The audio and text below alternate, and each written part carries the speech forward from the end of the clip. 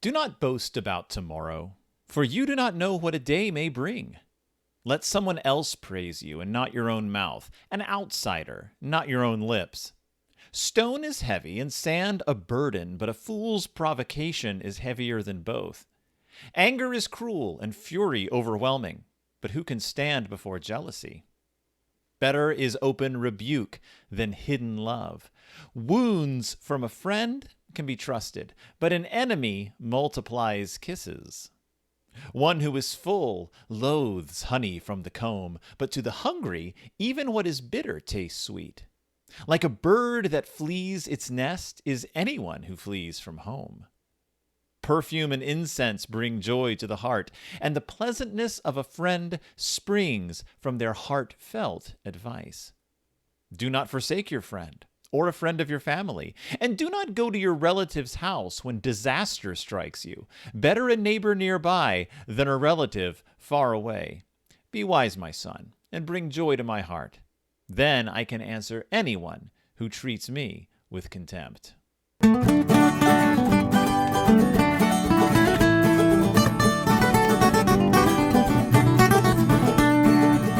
Welcome back to Deep in Bear Country, a Berenstain Bearcast. I am your host, Phil Gonzalez, and this week we're taking a look at some Proverbs. That's right, we're taking a look at the book of Proverbs and how they reflect on friendship, because we're looking at the Berenstain Bears' faithful friends. That's right, it is another Living Lights book. It's a little morality tale for you, and this is from the year 2009. It's by Jan and Mike Berenstain, and it's a bit of a sequel to one of the books we read earlier. This is a follow-up about Sister Bear's new friend that we met in a previous book a few weeks back.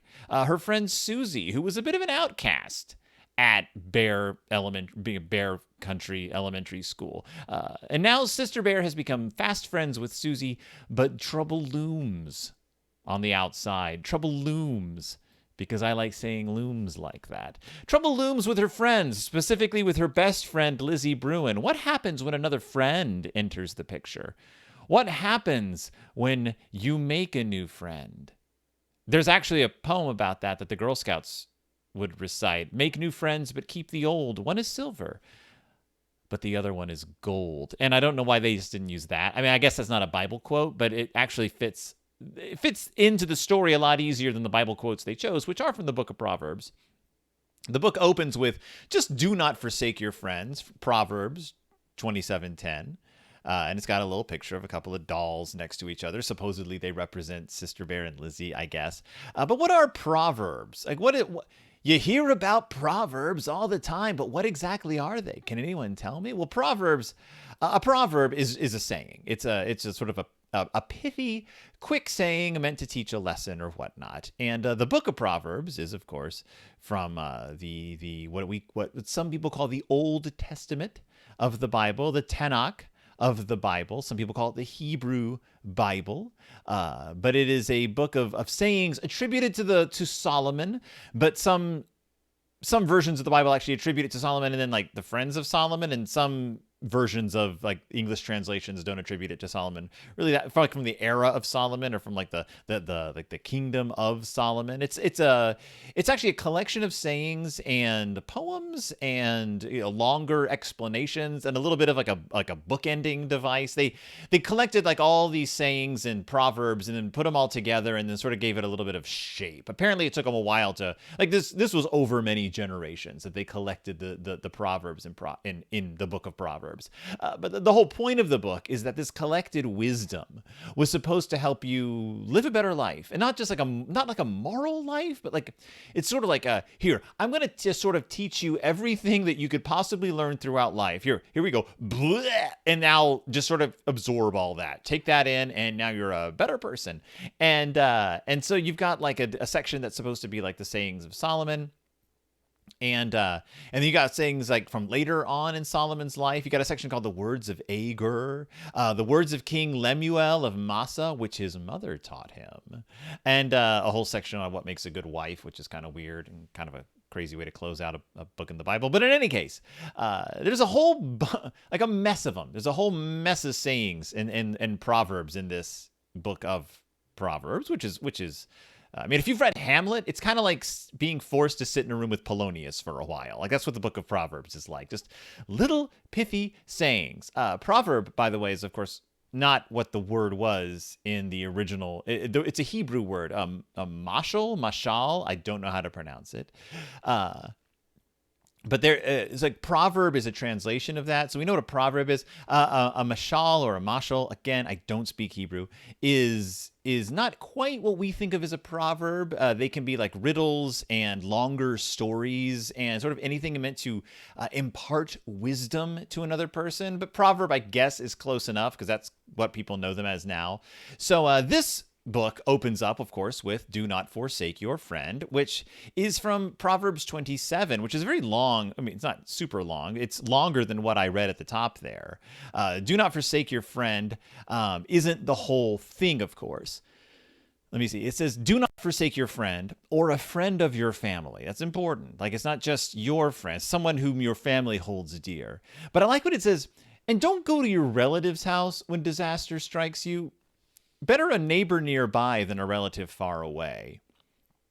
I don't quite grasp the deeper meaning behind that, but I do like the idea that it's like, look, make sure you got friends living nearby. I don't care if, you got if your cousin who you love very much lives in Bemidji, it's going to be quite a drive up there. So make sure you make friends in your neighborhood. You can't go to Bemidji every time you need, like, what do people borrow? Like, every time your lawnmower breaks. People borrow lawnmowers, right? Yeah, they borrow lawnmowers. So you can't go to the Bemidji every time your lawnmower. Every time disaster strikes you, you can't run off to your relatives. You got to have friends nearby. And don't forsake them. Don't forsake them. Which I guess is like kind of what this book is about, faithful friends. This is definitely a book about faithful friends. And I will say that this book actually takes a couple of Bible quotes and applies them a lot better than some of the past Living Lights Berenstain Bears books have. It's also got a great opening splash page of all the cubs sitting around the old fishing hole with their rods in the water and a bunch of woodland creatures nearby.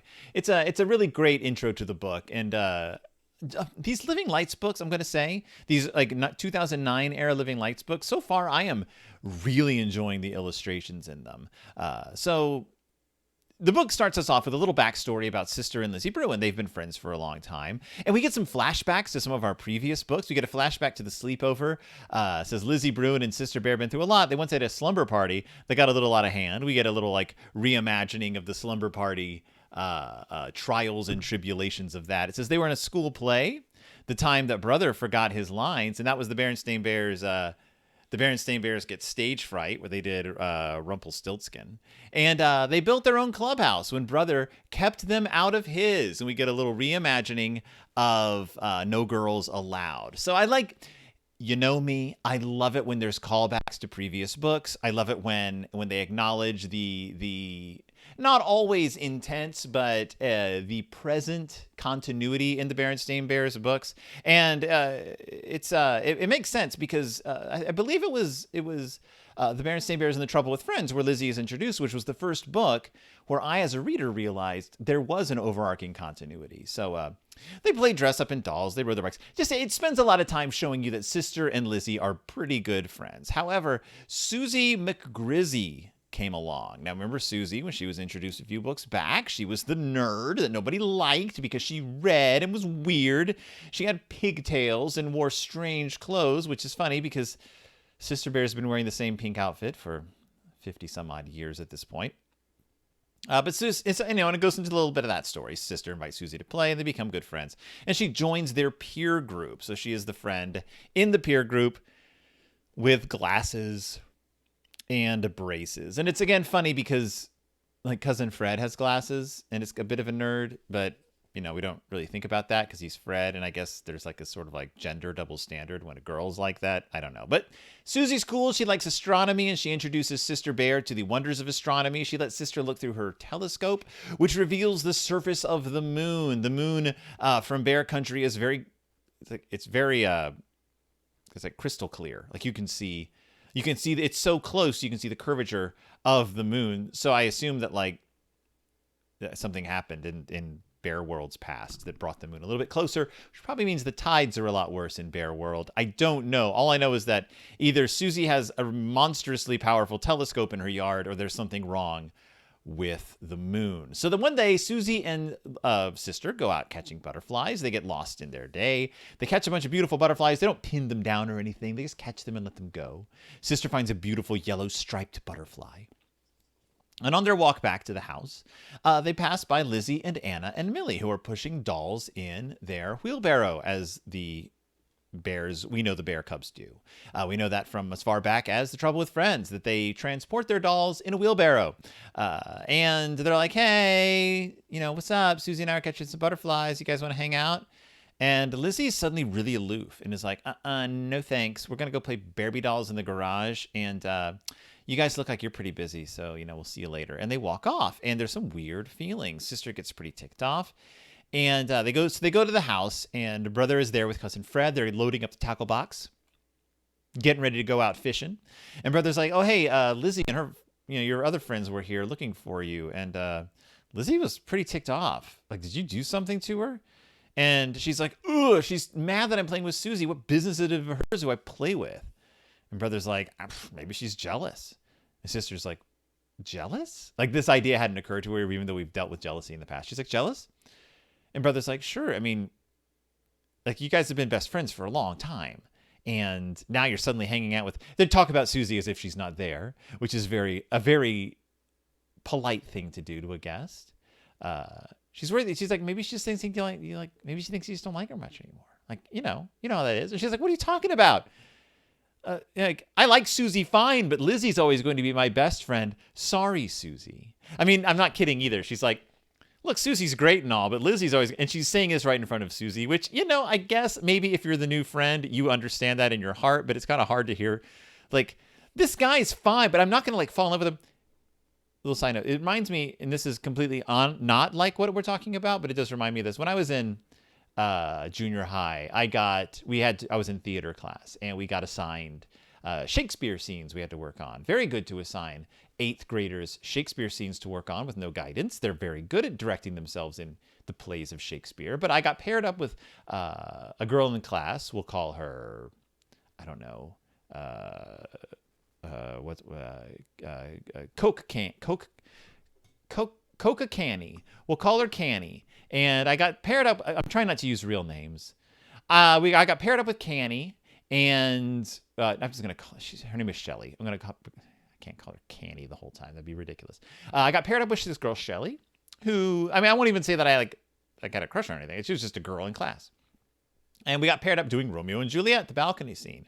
But softfoot light the yonder window breaks. It is the east, and Juliet is the sun. Arise, fair sun, and kill the envious moon, who is already sick and pale with grief that thou, her maid, art far more fair than she. Great scene. Famous Shakespeare. I got paired up with Shelley, and we're working on it. But Shelley had this boyfriend named Chris, who was a large boy. I was in 8th grade. Shelley was in 8th grade. I assume Chris was in 8th grade, but I think he was like 19 years old. He went to our school, but he looked much older. He was a football player. Big guy. And Shelley's paired up with me, and we have to like call each other every once in a while to like run lines, because we have to do this long. It's a long scene in Romeo and Juliet. Get paired up. So we talk a little bit outside of school, which is kind of weird for someone who's not actually your friend. It's our first time with like study groups. And I'm rehearsing with Shelley one day in class, and she's like, oh, Chris got really mad at me. And I was like, what? She's like, yeah, Chris got really upset that we were doing this scene together. And remember, this is 8th grade. We're all like not very like wise at this point in our lives. And she's like, Chris got very mad at me. And he was like, do you love that Phil guy? And I was like, what? And he was like, that Phil guy, are you in love with him? We're in 8th grade. Remember, we were in 8th grade. And she said to me, and I was like, Chris, no, it's Phil. Or they called me Philip at the time. It's Philip. No. And she's telling me this, and I'm like, oh, of course not. I mean, of course not. That's ridiculous. Why would anyone, I mean, of course, look at me. Of course not. That would never happen. That could never happen. ever. I don't remember why I felt the need to burden you with that story at this point. Oh, because poor Susie is kind of in the same boat. Sister's like, Susie McGrizzy. I mean, come on. Susie. Like, I hang out with her, but it's Susie. That's not what this book is about, though. Because Cousin Fred butts in. Because he likes to memorize things. I like it that they say this is because he likes to memorize things. Not because, like, Cousin Fred knew a lot about the Bible. Cousin Fred knows words. Cousin Fred remembers words in the order in which they appear. He says, you know what the Bible says? Wounds from a friend can be trusted. Then it says Fred liked to memorize things. He didn't like to memorize the whole saying, which recontextualizes what he is saying. But wounds from a friend can be trusted. And brother and sister are both like, I have no idea what you're talking about. Like, we were discussing something, Fred. We didn't ask you. What does that even mean? And Susie's like, I think it means that a friend who loves you, that when a friend who loves you hurts your feelings, you need to find out what's bothering her. Now, this is a stretch, but it's kind of true. The whole saying is, wounds from a friend can be trusted, but an enemy multiplies kisses. Which, on one hand, means if you really need some kisses, and sometimes you do. Sometimes you just need some kisses. If you really need some kisses, probably best to turn to an enemy. Think about it. Think about it. You really need some kisses one day, and you're like, I'm dry on kisses. These lips of mine have been unpressed for quite a while, but I know this guy who hates me. There you go. Not just a guy who hates you. That's not really your enemy. A person who hates you isn't your enemy. Your enemy is someone who's actively trying to, like, defeat you in some way. So, like, this guy at work who's been, like, attempting to sabotage me so I don't get that promotion, I'll be right back. And then kissing ensues. I guess that's what the Bible means. But it says wounds from... So basically, I mean, what it's honestly saying is, like, you can trust the hurt caused by a friend more than you can trust nice things from an enemy, because an enemy is going to always be self-serving, but a friend's pain, what a friend does is always done honestly from the heart. So even if they hurt you, at least you know it's because I don't want to make this sound like it's sort of some sort of abusive friendship, but like when your friend, you just take that to heart more. Like, oh my God, my friend did something hurtful. Well, that means more than when your enemy does something nice, because it's your friend. Well, it's your friend. So in a way, I mean, yes, you should go see what's bothering Lizzie. I mean, also Lizzie's being the jerk here. I don't know why sister's the one who has to take the initiative, but in any case, brother's like, you know what? Fred and I are going to go fishing. Let's grab some extra fishing rods and we'll go over to Lizzie's, see if they want to go fishing with us. Sister's like, aye. And Susie's like, I guess I have no choice in this. There's a woman who hates me, but I guess I have no choice in this. I mean, you are my only friend. So they head down the road, and I can't overemphasize just how wonderful these pictures are. There's some great pictures here of the Cubs doing their Cub thing, and just like these nice, like, detailed splash pages, not splash pages, but like full page illustrations of the Cubs, like doing the Cub thing and going about their Cub lives and being Cubs. Like, I think that's really fascinating. Like that there's a lot of attention to detail in these Living Lights books that are cool. Everyone looks slightly different than they have in the past, but I'm fine with that. You know, it takes a little getting used to, but the style is really neat. So they go over to Lizzie's place where they're playing with their bearbies. Anna and Millie are there. And she's like, you want to go fishing with us? Sister's like, I want to go fishing. And Lizzie's like, meh. But Anna and Millie are like, you know what? I'm sick of the Bearby dolls. We're apparently doing it in the shack. So we don't want to play Bearbies in the shack. It's hot. Let's go fishing. It'll be nice. So sister and Lizzie and all of them head down to the fishing hole. And then while they're fishing, Lizzie gets a snarl. Let's see if I can. Yeah. Lizzie gets a snarl in her fishing pole. And sister helps her fix it. And she says, thanks, you're a real friend, sister. And sister's like, I always have been. I always will be. And together they picked away at the tangled fishing line. And that's how it ends. It ends with sister and Lizzie still being friends, still being good friends. They love each other. It's a good time. We don't know what happens with Susie. Like, I noticed that they've sort of given up on that. Like, Susie being like, I was the one, I'm still a good friend. I'm a good friend. I'm sure we'll deal with her later. I'm sure we'll get back to her. But right now, it's time for activities and questions from Brother and Sister Bear. Talk about it. 1. How can you invite new friends into your friend group? Wow, right off the bat, difficult question. How can you invite new friends into your friend group? Well, assuming you're meeting in person, how do you invite new friends into your friend group? Well, when you're a little kid, it's kind of, your friend group's malleable. It's fluid. It's changing all the time. Your friends one day won't be your friends the next day. Friend groups are weird. I mean, yeah, you may have your 1 or 2 who are always going to be your friends. Trust me, that's not guaranteed. If there's any kids listening to that, it's not guaranteed. However, how do you invite new friends into your friend group? Well, if you're a kid and you want to invite a friend into your friend group, it's like, come here. Hey, come over here.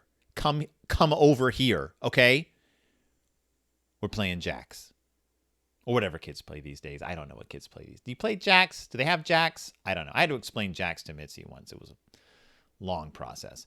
But when you're an adult, how do you invite friends in your friend? How do you invite friends? Well, that's a little bit harder and a little bit easier at the same time. A little bit harder because once you get past the age of 30, you don't make friends anymore. You just don't. Like that's biology.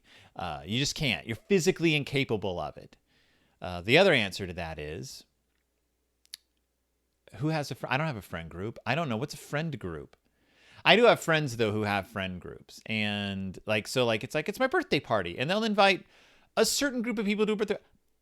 I had a few people over for an outside gathering around my birthday time. That was it. I've had a few people over. I guess that way, yes, that's a good way to do it. You invite a few people over. Make sure there's at least 2 people in the group who talk to each other, can have a conversation. And then you invite 1 or 2 other people who are kind of outside that. And you then you're like, I got to go inside and use the potty. And then you leave and you hope they talk. That's how you invite friends into your friend group. 2, have you ever felt left out by a friend? Yes. Yes, I have. Have you ever felt left out by a friend? All the time. Have I ever felt left out by a friend? Yes, of course I felt left out by a friend. I'm a human being that many people find irritating. Of course I felt left out by a friend. Story time. I probably told this before. I once went over to my friend's house. I was in elementary school. Once went over to a friend's house, unannounced, which we used to always do. Parents didn't set this stuff up. I just went over to my friend's house. And I was like, hey, can Ben play? It's a friend named Ben. That's his real name. Can Ben play? And his mom was like, oh, sure, Philip, come on in. They're in his bedroom. I'm like, who's they? Well, I get in there, and it's Ben and another friend of ours and a couple other kids. And I show up, and I'm like, hey, and they're all playing Transformers, which is like Jackpot City. I'm like, hey. I don't say that. I don't talk like that. I'm like, hello. And they look up at me. And they look around at each other. This is my memory. This probably isn't what happened, but this is how I remember it. They look at each other. And then Ben, my friend, goes, let's just go play outside. And I'm like, you don't have to put the transfer. They're like, let's just go play outside. Knowing full well that's a good way to get rid of me. Yes, I felt left out of my friend group. So what do you think God would want you to do when that happens? I don't know. They keep asking me this. I don't know what God would want me to do. I have no, baptize them? I'm not sure. I don't know what God would want me to do in that situation. Forgive them? I'm not sure. Proselytize to them? I have no idea. I do not know what God would want me to do, the Berenstains. Your books have taught me a lot, but they've never taught me the mind of God. They never taught me the mind of God. 3, do you like to do different things with different friends? Yes, I am. Yes, I identify as male. That's all I need to explain. That's what, psychologically speaking, that's what they always say about guys. They're like, guys they have like their movie friends, and they're like video game friends, and they have their sports friends. They have their like sitting around eating snacks friends, but they're not like women. Women have friends like this, and men have friends like this. I don't know. Yes, I mean, maybe, I guess. Do I do different things with different friends? You're assuming I have a lot more friends than I think. You're assuming I have enough friends to split events. Like I don't have that. Name some things you do differently. I just tried. I can't. I don't know. I guess I have some friends that in the past I'm like, That's a friend I'll talk about this with. And this is a friend I'll talk about this with. But you know what? It's mostly that. It's like, you're my friend that I like to talk about. I don't know. Yes, I do. Get out and do it. 1. What? Okay. Design a constellation. A group of stars that make a picture. Tape a piece of black paper over the end of an empty toilet paper tube. Use a pin to poke holes in the paper in a design. Look through the tube at a light to see your constellation design. I mean, I guess it's a thing you can do. Do it. Hey, kids, design a constellation. You can name it after me. Challenge to my listeners. Design a Berenstain Bears constellation. That's my assignment. Design a Berenstain Bears constellation and turn it in. Hand it in to me. Take a picture. Send it to me at berenstainbearcast@gmail.com. Take a picture of your Berenstain Bears constellation. Mail it in. Send it in. I don't know. Postmark it. P.O. Box 152, Phil's Awesome Lane, 555555. And let me see it. I want to see your pinhole constellation. Bonus points if you do a constellation of me. 2, draw a fish outline. There's more to it. Don't worry. I'm not just being obnoxious. Draw a fish outline. Fill the outline with crayon textures, cut paper, and other materials to create eyes, mouth, and textured scales and fins. Make a paper fish. Make a paper fish. Why? Because they go fishing. Because they go fishing. And I will make ye fishers of men. That's not in this book. They don't talk about that. Jesus does that. He makes people fishers of men. Because man is the most dangerous game. That's not from the Bible either. 3, play follow the leader. Take turns being the leader. Now, I don't know what this has to do with the book at all. It's like they needed a number 3. And so it's like, I don't know, change your socks. It's irrelevant. Follow the leader. I mean, it's a game. I guess you can do. I don't even know. Is there rules to follow the leader? Is there a way to play follow the leader? Follow the leader. Song by the Soca Boys. Nope. Follow the leader. Studio album by Korn. Follow the leader, BMX. Studio album by Eric B. and Rakim. Song by Wisin and Yand. There's a lot of songs called Follow the Leader. Aspiring musicians out there, it's not as creative a title as you might think it is. Follow the leader. Are there rules to follow the leader? Let's find out. It's a children's game. Players first choose a leader or head of the line, and the remaining players, the followers, and that's in italics, so you know, like, it's an official word. The followers all line up behind the leader. The leader then moves around, and all the players have to mimic the leader's actions. Any players who fail to follow or mimic the leader, out of the game. Why? I don't know why you wouldn't follow the leader. But when only one follower remains, that player then becomes the new leader, and the game begins anew, with all the players joining the line once again. Now, what you may not know is that in Minnesota, we have a different way of choosing this, of doing follow the leader. Much like in Minnesota, we don't play Duck, Duck, Goose, we play Duck, Duck, Grey Duck. It's the stupidest conversation anyone's ever had. Please don't talk about Duck, Duck, Grey Duck. Please. This is stupid. I hate it so much. Much like Duck, Duck, Grey Duck, Duck, Duck, Goose, in Minnesota, we play follow the leader like this. Instead of the remaining player becoming the new leader, it's ranked choice voting. All right, so they play follow the leader. So, yes, that's the Berenstain Bears, faithful friends, as you can probably tell. You can't tell if you're just listening to this, but I bought this book. Listen. Let's follow leader. What's hilarious is I was looking for this book. I couldn't find it. It was under my child's bed. And now it has strange sticky stuff on the back. Don't know what it is. Don't want to know. But it's a good book. I like this one. I think it pairs well with some of the earlier books in the series. and that I like this sort of ongoing saga with Sister and her friends. I like learning more about Susie. I like that Sister's sort of opening up to having different types of friends and different things she enjoys doing with other friends. I like the message about checking in on a friend if they seem upset. Even if they seem upset with you, you could be stubborn and wait for them to bring their problem to you. But again, they're old friends. Maybe check in if your friend seems mad with you for something. Did I do something to upset you? That's a good way to start the conversation. Hey, did I do something to upset you? Don't say it confrontation. Hey, did I do something to upset you? Don't say it like that.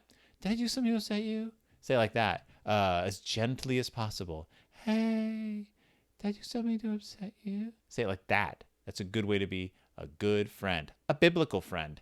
As far as like incorporating the Proverbs, they did a good job. They only use like half the proverb each time. That's fine. It's for kids. And a child is like half a person. So they only need half the sayings. But as far as like this being a Living Lights book, I was like, okay, we're getting some actual like, this is a proverb that applies to the situation. And a kid who learned about this in, say, Sunday school or, I don't know, Hebrew school, like I could see them being like, you know what? I remember this thing that so-and-so told me. Go check in with your friend. But also, you don't need to read the Bible to know that.